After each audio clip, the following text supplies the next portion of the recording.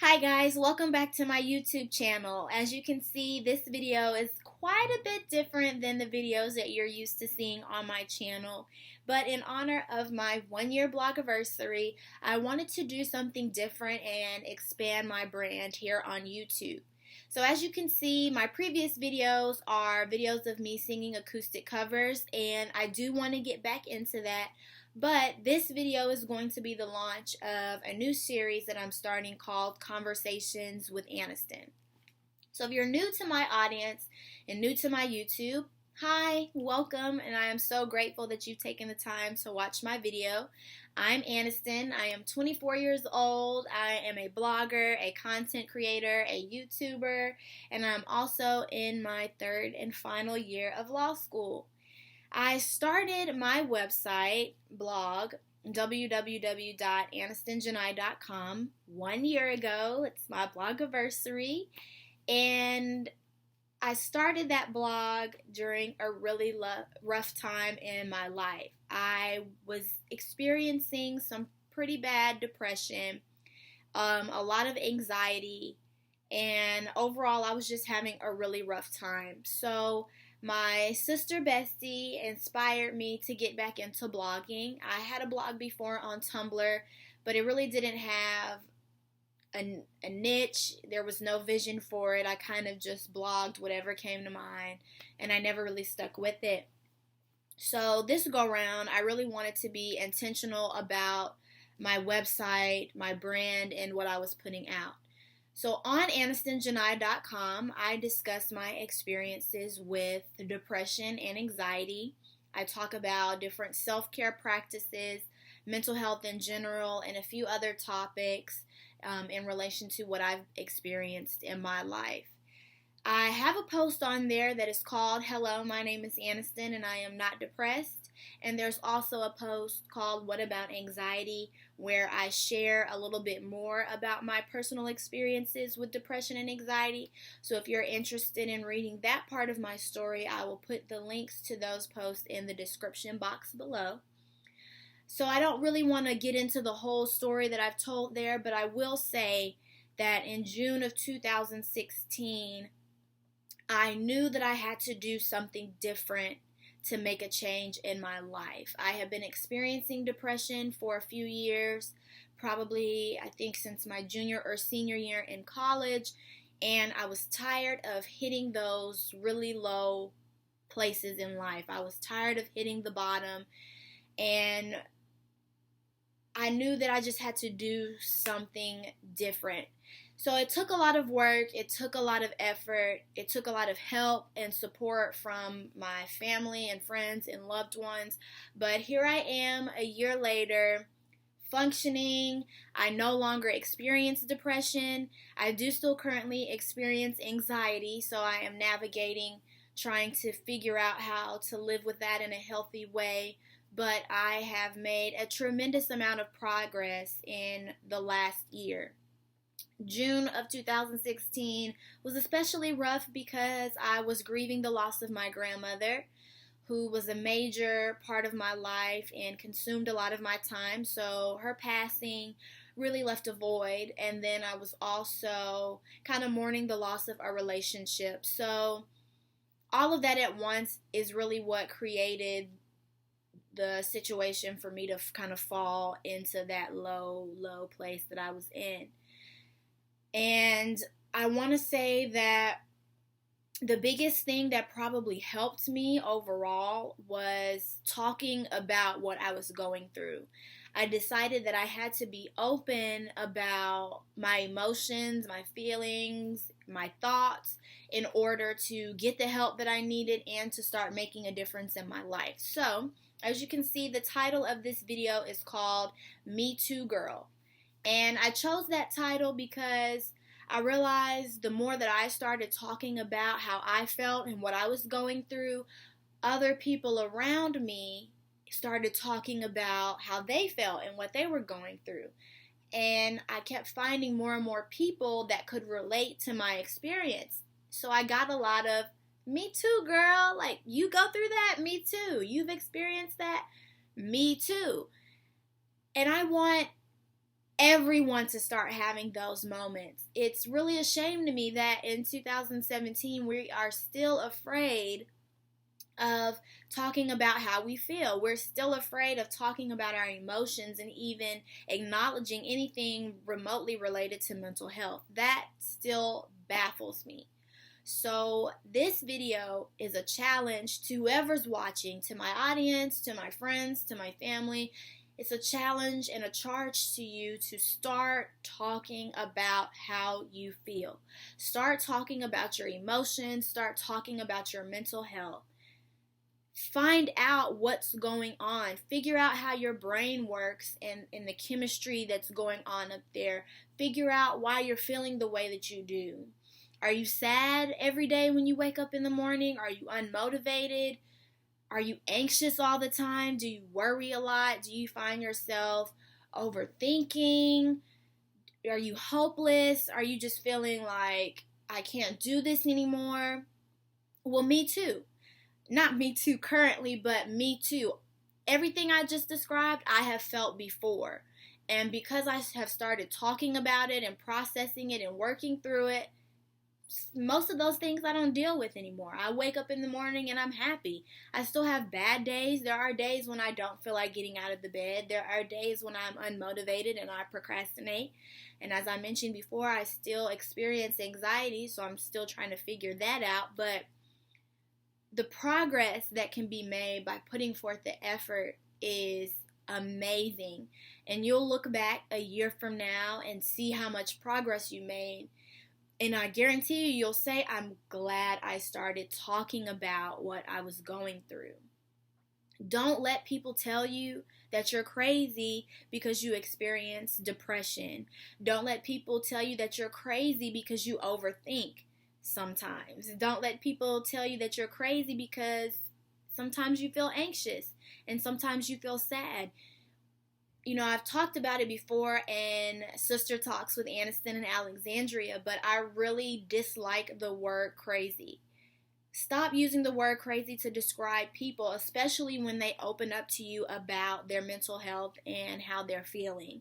That is one of the worst mistakes you can make, and it really makes a person feel like there is something wrong with them. And there's not. There's nothing wrong with you. Being sad does not mean that there's anything wrong with you. You know, being anxious doesn't mean that there's anything wrong with you. It just means that you need to do a little work within yourself to get back to the place where you want to be. So let's stop using this word crazy to describe people. We can use it to describe situations and things that happen in life, but we are going to stop using the word crazy to describe people. Please, like, that would just make me so happy if people stop using that word.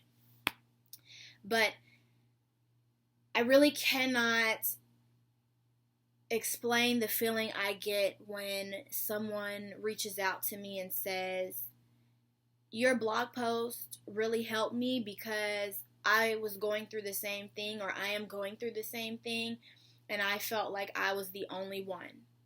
I felt like I was alone and no one would understand what I'm going through. The feeling that I get when I hear that, I really can't even describe. It breaks my heart that people still think that they're alone when it comes to mental health. But it also really touches me that something I'm doing with this blog and something that I'm doing with sharing my story is helping someone. And if I can just help one person and encourage one person to tell their story and to get the help that they need, then I've done what I've been sent here to do. And I really hope that this is the year where we really start having these difficult conversations consistently. Because if there's ever been a time that we need to start talking about our mental health, it's now. Look at everything that's happening in our world. You know, there are African American men and women whose lives are being taken from them senselessly. Look who's running our country. Just with everything that's going on mentally, we are not in a good place, and that's okay. But in order for us to survive these times, in order for us to make the necessary changes, to improve and to have a better life, we need to start talking about our mental health. So if you are a person who is going through something mentally and you think that you are experiencing depression or anxiety or another mental health issue, I have some advice for you based on my own personal experience. Of course, start talking about it. Find someone, just at least one person that you can confide in and say, hey, I need your support. I need your help. You don't have to understand what I'm saying. You don't have to relate to what I'm saying. I just need you to listen. And I need you to be committed to listening. And I need you to be committed to walking with me through this journey in whatever way you can. And for those who end up being the listening ears, don't think that you have to do something. Sometimes people just need someone to listen to them. Sometimes people just need someone to say, you know what? It's okay. We're gonna get through this. What do you need from me? What can I do? How can I help you? In addition to that, there are tons of resources out there for people who are experiencing mental health issues. There are many hotlines you can call if you feel like your friend or loved one is going to harm themselves. There are tons of things that you can do.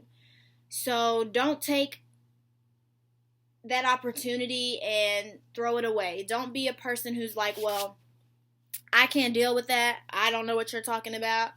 That sounds crazy to me. Because you end up hurting those people more than they're already hurt. And then they become, unfortunately, the stories that we hear about on the news where people have made some poor choices and other people got hurt in the process. So don't be one of those people. But in addition to talking about what you're going through, I encourage you to find at least one self-care practice that you can start implementing today. Find one thing that you really enjoy and make that a self-care practice. For me, I enjoy meditating. I try to meditate daily. I also enjoy yoga, and I also enjoy coloring. I have a blog post on my website that talks about the benefits and how I've implemented those things into my self-care routine. But I just encourage you to find one thing. Take walks every day. Go swimming. Go to the beach. Be outside in nature. Soak in some sun. Read a book. Watch a movie. Like, do something that's going to take your mind off what you're going through and give you at least a few minutes of relief and positive energy. Once you started talking about what you're going through and once you found a self-care practice, I really encourage you to start praying. And I'm not trying to endorse one religious belief over another or push my religion on you or say that one thing's better. None of that. But prayer for me really made a difference. So whatever higher being you believe in, whoever you worship, start talking and connecting with that higher being and start speaking things into existence. In your prayers, thank that higher being. Thank God for blessing you with life, for getting you through the day, for waking you up in the morning, for putting clothes on your back, food on your table. Start with the little things. Find little things to be grateful for. And it'll start changing your perspective on life. You'll realize that even though you're going through a storm, your situation could be a lot worse. And you're also making progress and getting better each day. So start speaking a change into your life as well. Wake up in the morning and say, I am happy. I am blessed. I am not depressed. I am not anxious. I am not angry. Start saying those things and eventually your thought process is going to change and your mind's going to believe it. I believe in affirmations wholeheartedly. There was a point in time where I didn't. I felt silly, like telling myself, I am loved, I am beautiful, I am worthy. But the more I started saying that to myself, the more I started to believe it. And then I realized, I am beautiful. I look good every day, even when I don't. I'm happy, even when I'm sad. I'm blessed. I'm extremely blessed. And I am worthy. So now those are things that I don't question myself about. I am rooted in those beliefs. So Start talking about what you're going through. Find a self-care practice that's going to help you.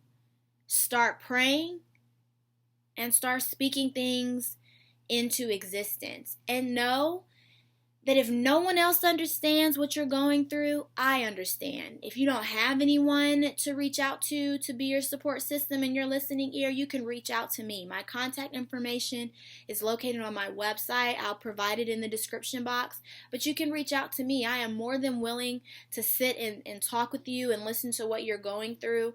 But start telling yourself and encouraging yourself and know that you're going to be okay. I am a living, breathing testimony and example of that you can make it. There's no problem that's too difficult. There's nothing that you can't overcome. Like, you are going to make it. You're going to get through this. And you'll be sitting here a year from now telling someone else, like, look at where I was back then, but look at where I am now. I made it. I got through it. I growed through it. I pushed through it. And now I am a completely better person for it. So thank you again for taking the time to watch this video. Thank you for reading my blog post and visiting my website. If you're interested in staying connected with me, then be sure to like my video, subscribe to my video, follow me on Instagram and Twitter. You can also subscribe to my website. That way you can receive my blog posts via email. Each and every blog post on my website currently has an audio function. So if you find yourself having a difficult time sitting and reading blog posts, I have something for you. You can listen to them. And every blog post is less than 10 minutes. That's easy. I made it so easy for you to hear what I have to say and be a part of my journey. So again, thank you so much for your time. I greatly appreciate it. Don't forget to like and subscribe, and I will see you in the next video of Conversations with Anaston. Bye-bye.